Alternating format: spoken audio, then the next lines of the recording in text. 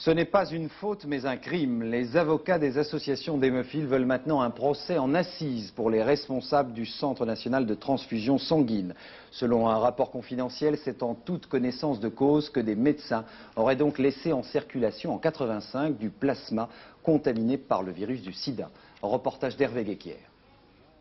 La menace de la cour d'assises, le mot crime lancé par l'Association française des hémophiles, la tension monte dans l'affaire des malades transfusés et contaminés par le sida avant 1985.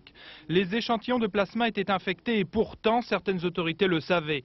Des documents confidentiels rédigés par des médecins en mai 1985 préconisaient le chauffage du plasma pour inactiver le virus du sida, mais aucune décision rapide n'a été prise. Au banc des accusés, le Centre national de transfusion sanguine, le Laboratoire national de la santé et le ministère de la Santé. Aujourd'hui, un des avocats des malades proteste. On a délibérément laissé sur le marché des substances dont on savait qu'elles étaient extrêmement dangereuses.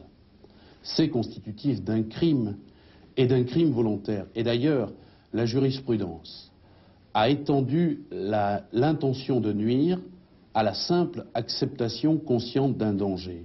La question qui se pose est la suivante. Le CNTS, les pouvoirs publics, le docteur Garetta, savait-il de façon consciente que les produits étaient dangereux? La réponse est incontestablement oui. Le ministre de la Santé de l'époque, Edmond Hervé, actuel maire de Rennes, demeure obstinément muet sur cette affaire. Pourtant, depuis 1985, 171 malades contaminés sont morts du sida. Les hémophiles réclament donc assistance pour les familles. Dans ces 171 décès, il y a 30% de mariés, enfin d'hémophiles qui étaient mariés avec des charges de famille. Il faut donc assurer à ces familles le moyen de vivre décemment. Quelques malades ont reçu une indemnité de 100 000 francs, mais la plupart demandent justice et refusent le prix du silence.